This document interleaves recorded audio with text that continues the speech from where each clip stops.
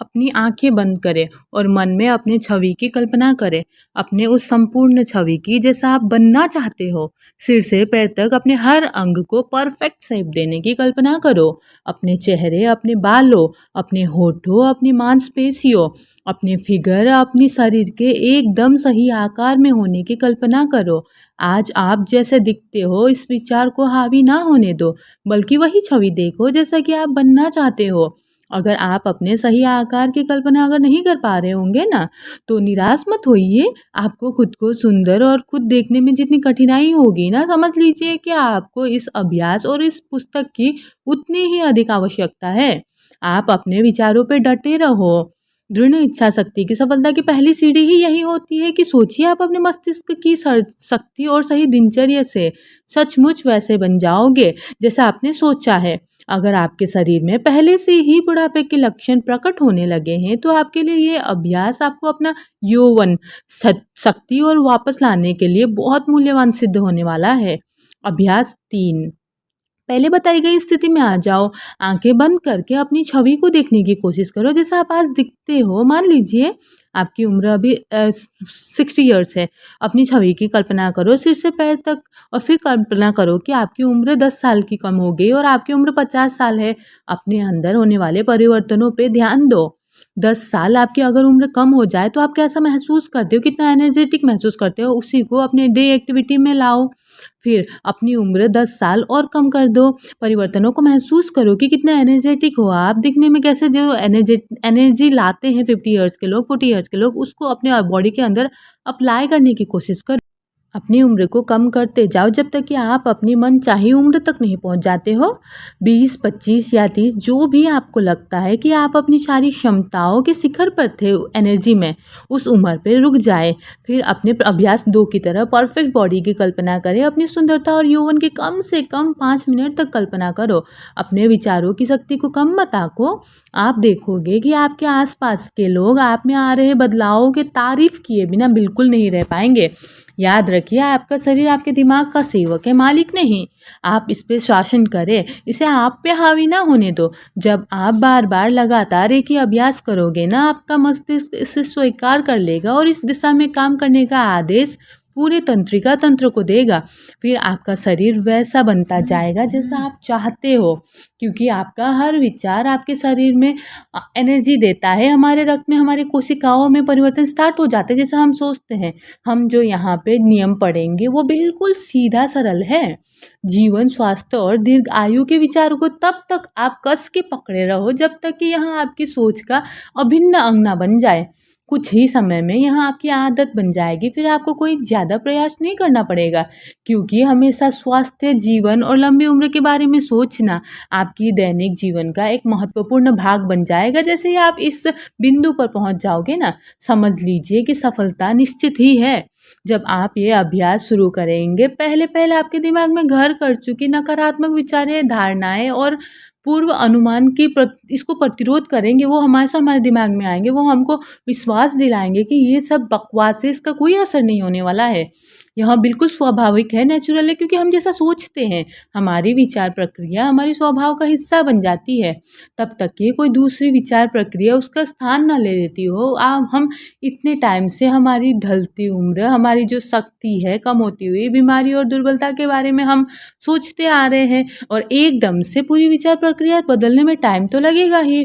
जब भी ये नए सकारात्मक विचार है हमारे मन मस्तिष्क में उतनी ही गहराई से जड़ें जमा लेंगी ना, जितनी गहराई से नकारात्मक विचार बैठे हैं, तो हमारा पूरा जीवन बदल जाएगा।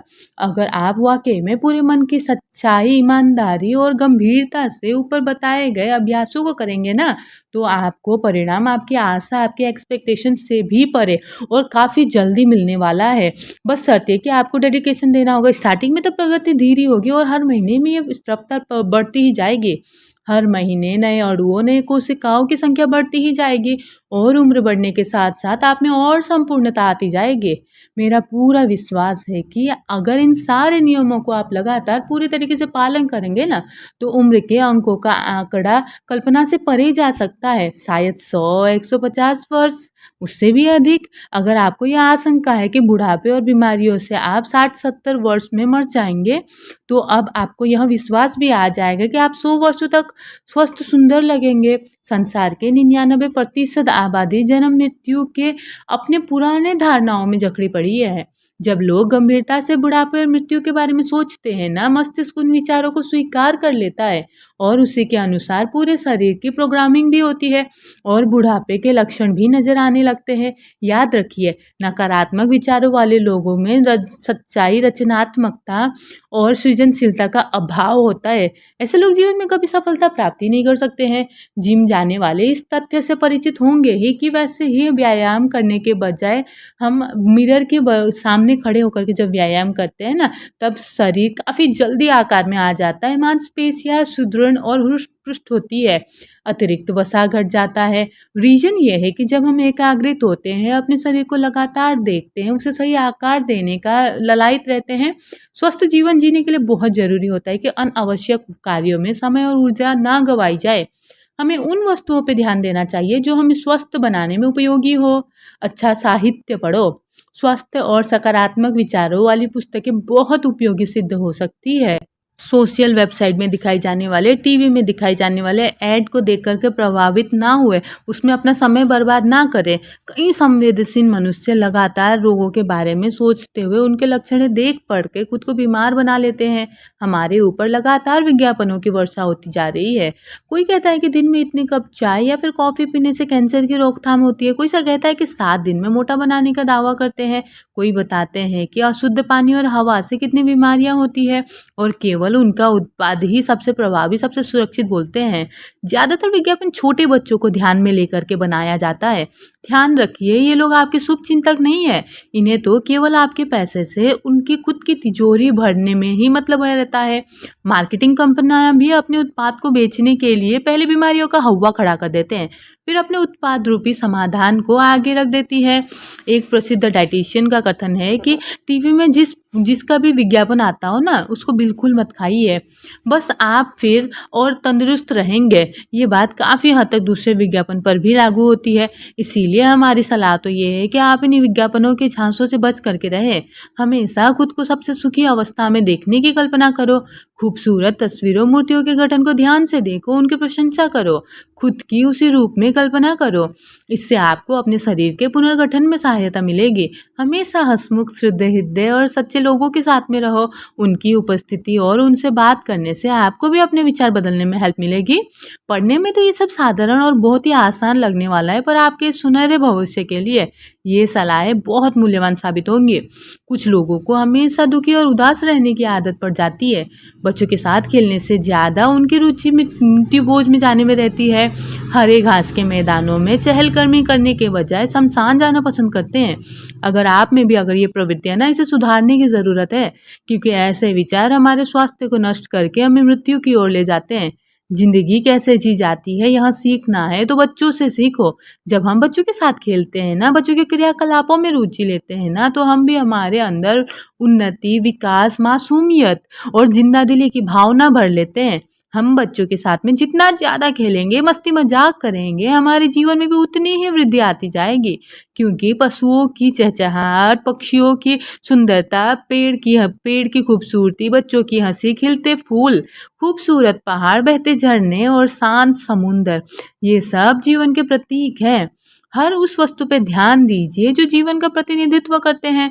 बेहतर झरना हमेशा ताज़ा और स्वस्थ रहता है, जबकि ठहरे हुए पानी में काई लग जाती है, दुर्गंध आने लगती है, यही मृत्यु है। स्वास्थ्य बरकरार रखने के लिए लंबे समय तक जीने का अगर महत्वपूर्ण नियम है ना कुछ, तो जीवन में किसी निश्चित उद्देश्य का बना लो, जिससे जीवन को सार्थकता मिलती है। लंबा जीवन हो तो उद्देश्यपूर्ण भी हो। यह आवश्यक है जब व्यक्ति कार्य में रिटायर होता है ना पर्सन, काम करने और धन कमाने की उसकी इच्छा समाप्त हो जाती है ना, वो समझता है कि जिंदगी भर उसने काम किया है, काफ़ी पैसे भी इकट्ठे कर लिए हैं, अब उसे आराम से बैठ कर के इसे खर्च करना चाहिए ना। याद रखिए, काम सिर्फ पैसा कमाने के लिए नहीं किया जा सकता। आप जिन अंगों को काम में नहीं लोगे ना, वो दुर्लभ होते जाएंगे। उनको पूर्ण नवीन भी किया जा सकता है। कुछ ही समय में आप शारीरिक और मानसिक रूप से कमजोर होगे अगर काम नहीं करोगे। जीवन और कर्म एक दूसरे के पूरक है। अगर दोबारा काम शुरू करना संभव ना हो ना, या इच्छा ना हो ना, तो कोई बात नहीं, आप अपने रुचि का कोई दूसरा काम ढूंढ लो जो आपको बिजी रखेगा और शारीरिक और मानसिक व्यायाम भी होता रहेगा।